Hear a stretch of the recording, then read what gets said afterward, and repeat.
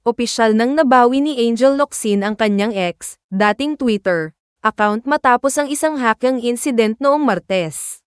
Sa isang post nitong Miyerkules, nagpasalamat ang aktres sa mga tumulong sa pagbawi ng account at sa suporta ng kanyang mga tagahanga. Ang insidenteng ito ay nagdulot ng pangamba sa maraming fans, ngunit naging pagkakataon din ito para muling marinig ang boses ng aktres sa social media, na matagal nang inantabayanan ng marami. Hello everyone, long time no chat. I just wanna say I have recovered my ex account, totoo na ta, promise. Thank you sa mga tumulong and that ex for helping. I miss you all and ingat lagi, ani Locsin sa kanyang post. Sa isa pang tweet, tinag ni Locsin ang kanyang asawa na si Neil Arce upang kumpirmahin ang pagbawi ng account.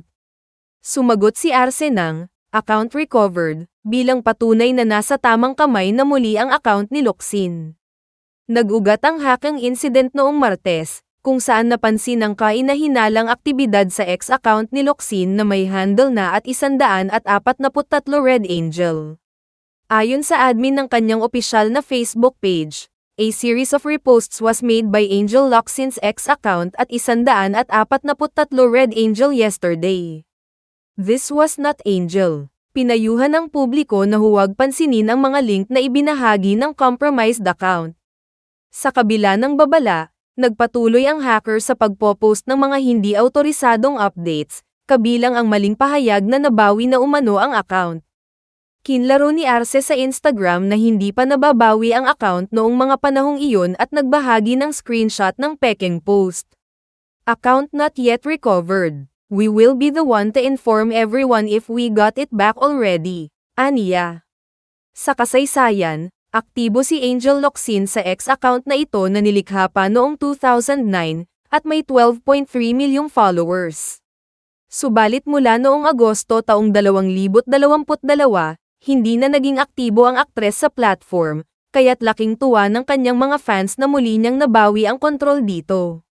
FVF. Bakit nga ba nawala si Angel Locsin sa limelight? Matagal nang tahimik si Angel Locsin sa mundo ng showbiz mula noong siya'y nagdesisyon na pansamantalang iwan ang industriya. Isa sa mga pangunahing dahilan ng kanyang pag-alis ay ang kanyang kalusugan.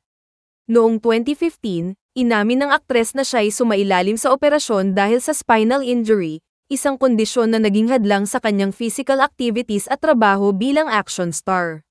Bukod pa rito, nag-focus din si Angel sa kanyang personal na buhay at pamilya, lalo na matapos ang kasal nila ni Neil Arce noong 2021.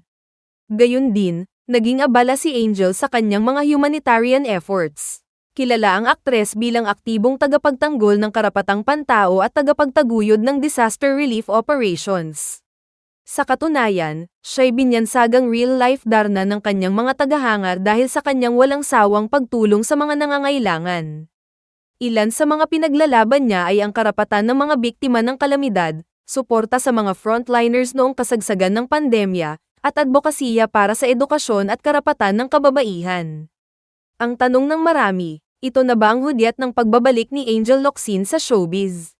Sa kabila ng kanyang mahabang panahon ng pananahimik, maraming fans ang umaasa na ang muling pagpaparamdam ni Angel sa social media ay senyales ng kanyang pagbabalik sa showbiz. Sa kasalukuyan, wala pang opisyal na pahayag ang aktres ukol dito.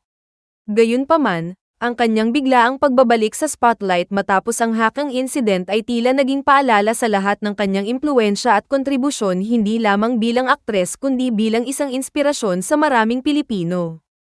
Habang wala pang malinaw na sagot kung babalik siya sa mundo ng telebisyon o pelikula, ang suporta ng kanyang mga tagahanga ay nananatiling matatag. Sa ngayon, patuloy nilang inaabangan ang mga susunod na hakbang ni Angel Locsin, na kahit sa kanyang pananahimik ay nananatiling isang mahalagang bahagi ng showbiz at ng advokasya para sa pagbabago.